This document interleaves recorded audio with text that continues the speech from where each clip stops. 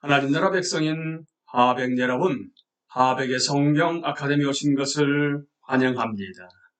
이 시간은 이사야 44강 시간입니다. 함께 나눌 주제는 이사야 56장으로부터 66장의 주제인 주권적 정복자, 하나님의 목적들이 성취되길 기다림입니다. 전후 문맥과 구조. 이 책 마지막 부분은 60장으로부터 62장을 중심으로 하고 있다는 것이 일반적인 인식입니다. 그 직전, 그러니까 59장 15절 하반절로부터 21절과 직후 63장 1절로부터 6절에는 주권적 정복자에 대한 묘사가 나옵니다. 그 정복자의 과업은 하나님의 기름 부음 받은 전사의 전투복을 입고 그의 모든 원수들을 의롭게 멸망시키므로 그분의 의로운 분열을 시행하는 것입니다. 이 중심 부분의 핵심에서 우리는 여호와의 기름 부음 받은 자가 자신의 은혜와 심판의 사역 그리고 그것에서 나올 영향을 묘사하는 음성을 듣습니다. 그렇다면 59장 15절 하반절로부터서 66장 6절이 이 중심 부분을 구성한 것으로 본다면 그 메시지의 내용이 여호와께서 그의 모든 원수들을 이기고 승리하실 것이며 그분이 임명받은 대행자, 신적 권위를 위임받고 신적 권능으로 기름 부음을 받은 대행자를 통해 이 일을 이루시라는 것을 인식할 수 있습니다. 이것은 1장으로부터 39장에 나오는 임마누엘이라는 인물 및 40장으로부터 55장에 나오는 종이라는 인물에 대한 것과 비슷한 유형입니다. 두 경우 모두에서 단호한 반대의 직면에서 하나님의 목적들을 수행할 인간적 인물에게 하나님이 능력을 부여하십니다. 이렇게 보면 그것과 붙어있는 두 부분인 56장 1절부터 59장 15절 상반절과 63장 7절부터 66장 24절이 남습니다. 이 구분들이 어떤 의미에서는 인위적이며 56장은 53장에 나오는 종의 사역에 대해 하나님이 주신 주석인 54장과 55장에서 직접 이어지는 것을 인식할 때 56장의 주제를 55장 끝부분에 해결되지 않은 채 남아있는 문제들과 연관시키는 것이 도움이 됩니다.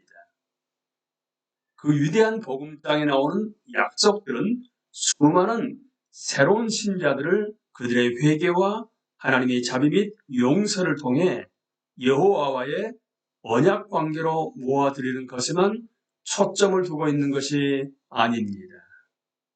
그 약속들은 또한 하나님의 백성이 새로운 세계, 하나님의 약속들의 절정이며 에덴 동산에서 잃어버렸던 모든 것의 회복인 그것으로 인도함을 받을 때 전체 창조 질서를 새롭게 하는 것에 대해서도 말합니다.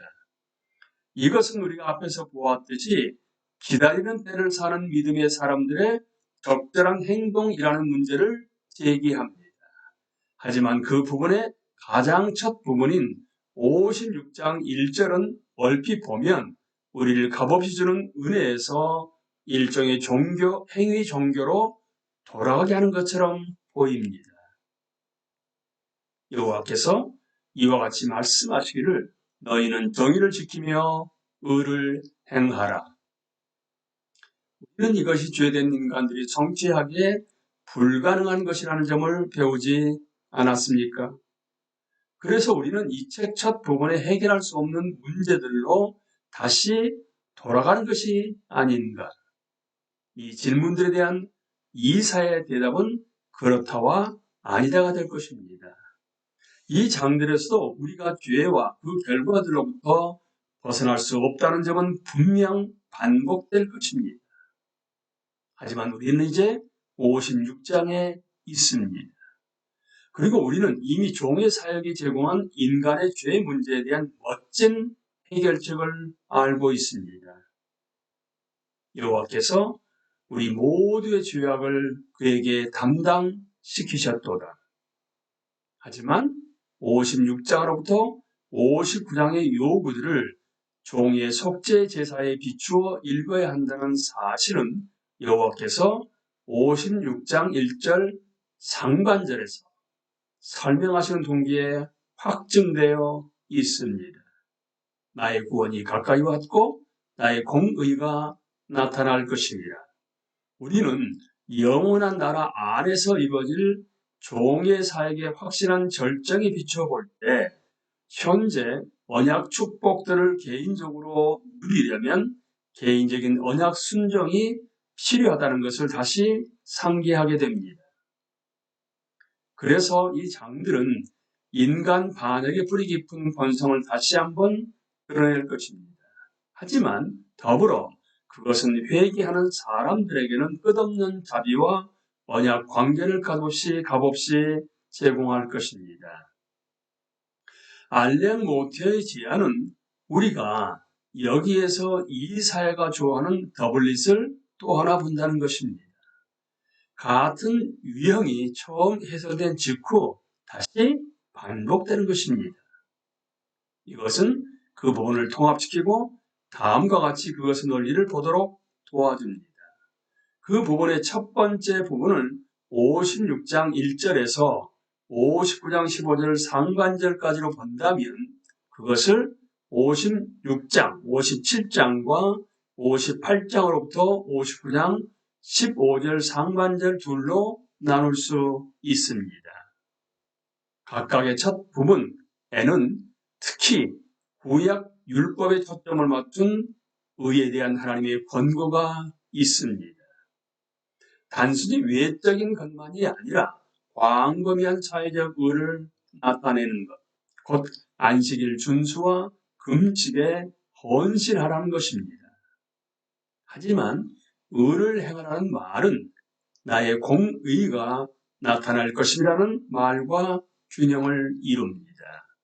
언약 신실함에서 만드는 복들은 많고 광범위하기 때문입니다. 이방인들과 고자들 같은 외인들이 여호와께 연합할 때 언약 관계와 특권에 기꺼이 받아들여집니다. 언약 순종을 기뻐하는 사람들은 하나님의 보호와 공급을 발견하고 그분의 인도와 기도 응답을 경험하며 회복해서 그분의 즐거움을 알 것입니다. 그 다음에 각 본문에는 하나님의 율법에 비추어 인간의 실패와 반역에 대한 이사야의 가장 강력한 폭로 중 일부가 나옵니다. 하지만 그 본문은 절망으로 끝나기는커녕 NIV에서 회개한 자들을 위한 위로라고 제목 붙인 57장 14절부터 21절에서 그리고 참여하는 사람들이 더 이상 모든 게 다 장밋빛인 척하지 않고 그들의 불의로 인한 그들의 가련한 상태를 정확하게 인정하는 59장 9절부터 15장 상반절에서 회개를 향해 나아갑니다. 우리는 이 부분의 구조를 다음과 같이 나타낼 수 있을 것입니다. 56장 1절부터 8절 하나님의 의로운 요구들과 은혜로운 약속들 56장 9절부터 57장 13절 인간의 무력함과 죄가 노출됨 57장 14절부터 21절 회개의 표현과 하나님의 자비에 대한 의지 58장 1절부터 14절 하나님의 의로운 요구와 은혜로운 약속들 59장 1절부터 8절 인간의 무력함과 죄가 노출됨 59장 9절부터 15절 상반절까지 회개의 표현과 하나님의 자비에 대한 의지 이것은 하나님의 백성이 기다리는 때를 어떻게 살아야 하는가에 대한 하나의 견본입니다. 그것이 메시아의 초림을 기다리는 것이든 재림을 기다리는 것이든 이제 이 마지막 복음의 세 번째 부분인 63장 7절로부터 66장 24절에 이르렀습니다. 그것은 책 전체의 결론을 형성합니다. 거룩한 삶을 살 필요성과 하나님의 은혜와 자비에 의존할 필요성을 강조하는 주제는 우리가 방금 살펴본 부분의 주제들을 다시 한번 반영하지만 여기에 나오는 유형은 다소 다릅니다. 여기에서는 신실한 남은 자들의 중보와 그들의 부르짖음에 대한 하나님의 은혜로운 반응을 강조합니다. 여호와께서 이스라엘을 신실하게 다루신 것, 특히 모세 시대와 출애굽 시대와 관련해서 그렇게 하신 것을 깊이 성찰하는 결과가 나온 후에 사람들은 왜 지금이 아닙니까? 라고 호소합니다. 그 다음에 이것은 구약에서 가장 감동적이고 교훈적인 기도 중 하나로 확장됩니다. 그것은 참회를 표현하고 하나님께 자비를 요청하며 무엇보다도 그분께 참지 마시고 하늘을 가르고 강림하시라고 애원합니다. 65장에는 여호와의 직접적인 반응이 나옵니다. 거기서는 그분이 계속 자신을 제시해 오셨음을 지적합니다. 내가 여기 있노라. 하지만 부주의하고 관심이 없는 백성들에게 그렇게 하신 것입니다. 이어서 불법들의 목록이 나옵니다. 하지만 의로운 남은 자들이 존재한다는 강력한 일축과 함께 나옵니다. 그 다음에 여호와의 종인 사람들과 종이 되지 않기로 한 사람들의 삶의 선택과 결과들을 강조합니다. 그냥은 멋진 동기인 새 하늘과 새 땅의 극적 계시와 함께 절정에 이릅니다. 그것은 새 언약 및 그 언약의 이론들이 받을 무한한 축복으로 상징됩니다. 여기에서는 앞에 나온 약속들, 특히 11장에 나온 약속들을 강력하게 반영합니다. 마지막 장은 다시 삶의 거룩함의 필요성을 제시하며 더불어 여호와께서 존중하시는 남은 자들을 묘사합니다. 모든 마음이 가난하고 심령에 통회하며 내 말을 듣고 떠는 자라는 것입니다. 그 다음에 초점은 여호와께서 갑자기 새 언약의 탄생에서 그분의 모든 은혜의 목적들을 궁극적으로 완성하시리라는 것으로 바뀝니다. 그것은 동시에 그분의 모든 원수들의 최종적이고 전적인 멸망이기도 합니다. 문 나라들을 여호와와의 언약 관계에 받아들이는 것이 66장 18절부터 21절의 영광스러운 전망입니다. 하지만 이사야서는 장들 도처에서 종종 들을 수 있었던 말로 끝맺습니다. 나와 예비하는 자들과 회역하는 자들을 구분한 말입니다. 그것은 영원한 생명과 영원한 멸망 간의 차이입니다. 새 언약의 존재와 안전함, 그리고 그것을 비방하는 사람들과 그것의 원수들이 모두 멸망한다는 것은 의문의 여지가 없습니다. 하지만 이사야가 자기 말을 듣고 자기 글을 읽는 사람들에게 던지는 질문은 우리가 그 성의 벽 안에 있을 것인가 아닌가 하는 것입니다.